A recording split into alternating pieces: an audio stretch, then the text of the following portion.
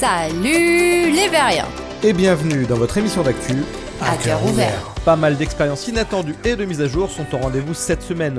Et comme on est des fanboys d'HTC, on causera un peu de tracker de façon décontractée et on s'attardera surtout un peu sur la GTC de Nvidia en seconde partie de la vidéo avec les nouvelles sorties de jeux. Allez, c'est parti. Une méga mise à jour est arrivée cette semaine pour Real VR Fishing. Les fans de pêche en VR seront contents d'apprendre qu'il y a maintenant des systèmes de pêche au leurre et au flotteur complètement distincts. Mais surtout, dorénavant, il y a 3 niveaux de profondeur différentes dans l'eau pour que les types de poissons différents nagent au bon endroit. Du coup, ça rend le jeu plus réaliste et plus dur. Et pour compenser ça, ils ont mis beaucoup plus de poissons, ce qui rend le jeu moins réaliste. On se demande si vous êtes nombreux à kiffer ce genre de jeu en VR d'ailleurs. Mais t'es ridicule mon pauvre. Quoi? Je suis sûr que chez ProTube ils y avaient même pas pensé à celle-là.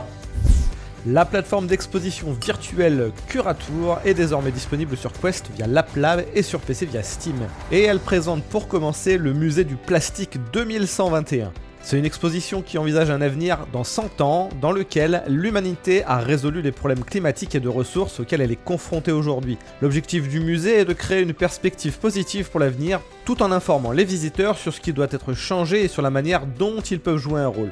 Et on fait ça avec l'un des loisirs qui est l'un des plus consommateurs en ressources énergétiques, en métaux rares et bien d'autres, qui est la VR. Bref.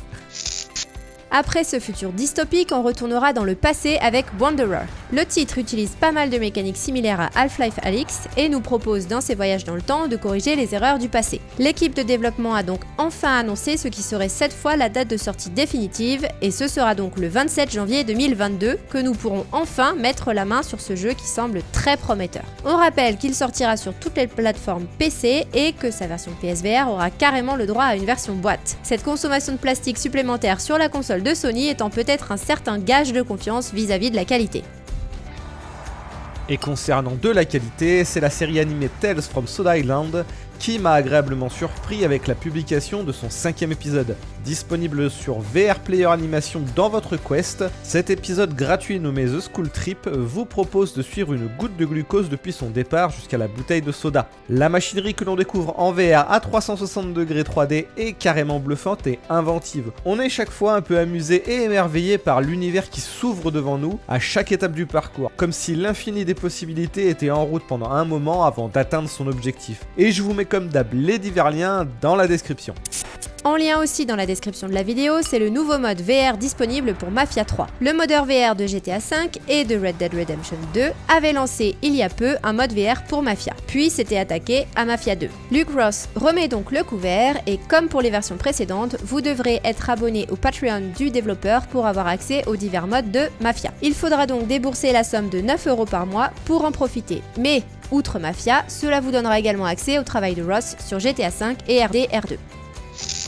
Et après les modes maison, c'est au tour du portage de Medal of Honor sur Oculus Quest 2 de faire parler de lui. Le portage promet de transposer toute l'expérience VR du jeu sur le casque autonome, cela inclut la longue campagne solo, mais aussi la partie multijoueur et ses divers modes de jeu. Il s'agit du coup d'un jeu plutôt volumineux à installer, il occupera donc la majeure partie de l'espace d'un Quest 2 de 64Go. Medal of Honor Above and Beyond sera donc lancé sur l'Oculus Quest ce 15 novembre et vous pouvez retrouver sur la chaîne le test de la version PC. On n'a pas de date de sortie, mais Against vient de sortir un nouveau trailer. Et force est de constater que celui-ci déchire. Je vous invite donc à y jeter un œil et on vous le laisse en lien dans la description de la vidéo. Passé l'aspect un peu Sin City de la démo, on peut voir ici que le titre est incroyablement riche en types d'ennemis et en termes d'ambiance visuelle, mais aussi en armement. Le jeu est prévu en tout cas pour cet hiver, donc très bientôt. Allez, c'est le moment de... L'instant des contracts. Comme on est des gros fanboys HTC, paraît-il, la blague, ça faisait longtemps celle-là, c'est vraiment varié, j'ai décidé aujourd'hui de vous causer d'une excellente nouvelle. Dans la mise à jour 4.27 d'Unreal Engine, il y a désormais le nouveau plugin Live Link XR qui permet aux utilisateurs d'importer des données en stream de Vive Trackers et de casque VR.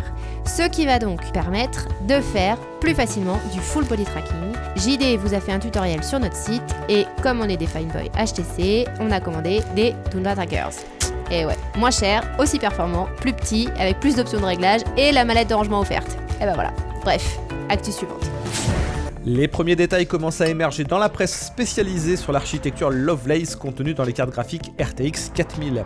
Et les diverses fuites persistantes parlent donc du double de la puissance, ce qui n'a rien de déconnant avec un changement d'architecture et une réduction de gravure qui passerait à 5 nanomètres. Mais les divers leaks de personnes souvent bien informées sur la toile font aussi un peu froid dans le dos. Ce double de performance viendrait avec le double de consommation, ce qui la ferait exploser à des plafonds stratosphériques de 500 ou 600 watts. Et malheureusement, comme on a pu le voir avec l'architecture Ampere ou les derniers processeurs Intel, ça non plus, ce ne serait pas forcément déconnant. Tout ça risque donc de faire bien plaisir à Greta.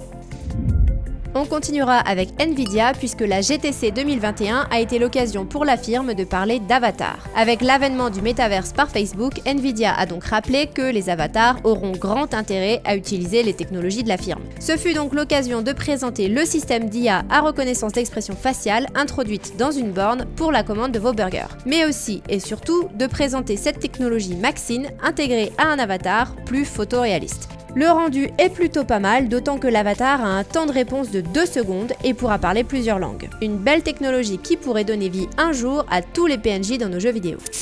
Une autre belle technologie qui fait son bout de chemin, c'est la réalité augmentée. Et à l'occasion du salon Augmented World Expo 2021, Qualcomm a présenté la plateforme de développement Snapdragon Space XR. C'est une suite de logiciels de réalité augmentée utilisée pour lancer une évolution des lunettes de RA. Qualcomm affirme que sa plateforme est un outil idéal pour les lunettes avec de la RA intégrée utilisant un smartphone. Le kit d'outils logiciels met l'accent sur les performances et les faibles consommations d'énergie. Actuellement en cours de développement, Snapdragon Space XR sortira au printemps 2022. Resolution Games, l'un des principaux développeurs de contenu XR, a quant à lui révélé la création d'une nouvelle division. Celle-ci aura pour but dans la société de se concentrer plus directement sur la création de contenu en AR. Et la firme a donc annoncé qu'elle utilisera le kit d'outils Snapdragon Space XR présenté précédemment. Resolution Games a été l'un des premiers acteurs phares en VR. Leurs derniers titres en date sont le très bon Demeo et le très addictif Blaston. Pas d'inquiétude à avoir côté développement VR en tout cas, puisqu'il s'agit de recruter en plus pour ces projets AR et non de migrer les équipes en charge de la VR vers de l'AR. Et Resolution Games devrait continuer à nous sortir de très bons jeux en VR. En parlant de sorties de bons jeux VR, cette semaine c'est Crysis VR Regade 2 qui est enfin passé de l'Early Access à la version définitive sur Steam. Affublé de critiques très positives, le titre vous proposera d'endosser le rôle d'un membre du SWAT. En solo ou en mode multijoueur coopératif, il faudra très clairement dézinguer tout ce qui bouge, et vous pourrez le faire en totale immersion puisque le titre supporte nativement le ProTube VR et la veste Beaptix. Pour sa version définitive, Crysis VR Regade 2 est proposé avec 20% de réduction jusqu'au 18 novembre, ce qui le passe à 13,50€. Toujours côté sortie, on notera également celle de Captain Toonhead vs The Punks from Outer Space. C'est un rail shooter déjanté pour 20€ qui a reçu d'assez bonnes critiques générales. Il faudra donc protéger la Terre en déjouant l'attaque de vilains aliens qui auront des designs particulièrement amusants. Mais c'est aussi cette semaine le jeu de tir en mecha Iron Rebellion qui est disponible sur Oculus Quest 2 via la PLAB et sur tous les casques PC via Steam. La mouture de lancement en Early Access proposera en plus des cockpits intégralement interactifs des matchs en 1 contre 1. Une démo est disponible si vous souhaitez tester avant l'achat. Une démo est également disponible pour le nouveau jeu 2076 Midway Multiverse, un shoot'em up qui tire le meilleur parti de la réalité virtuelle pour proposer une expérience unique et grisante. L'équipe de développement derrière 1976 Back to Midway remet le couvert avec une approche proposant encore plus d'interaction en jeu. Cette fois, il faudra libérer la galaxie de la tyrannie de l'Empire galactique nazi. Comme pour leur premier titre en VR, le jeu est bourré de changements de vue et d'options et de rejouabilité pour une énorme durée de vie. Jusqu'au 19 novembre, les early adopteurs profiteront d'une ristourne de 20%, passant le jeu à 16€. Allez, il est l'heure de la question. Comme chaque semaine, on retient une question dans les commentaires pour l'émission suivante, et cette fois c'est Iceberg qui demande comment streamer son Quest de façon fluide sur Twitch. Eh bien, il faut se rendre sur oculus.com/casting et une fois connecté avec ton compte Meta, un nouveau périphérique nommé ordinateur apparaîtra dans la section partage de ton Quest. Et tu pourras, à partir de ce miroir, streamer le son et l'image sur Twitch. Le plus simple, comme d'hab, c'est d'utiliser un logiciel type OBS avec cette fenêtre. JD vous fera un tutoriel sur le site pour lundi à 10h. Ça va l'occuper, tiens. Et voilà, c'est fini pour cette semaine. Si ça vous a plu, n'oubliez pas de partager la vidéo sur les réseaux sociaux pour la faire découvrir à d'autres. Et on vous dit à la semaine prochaine. Ciao, ciao!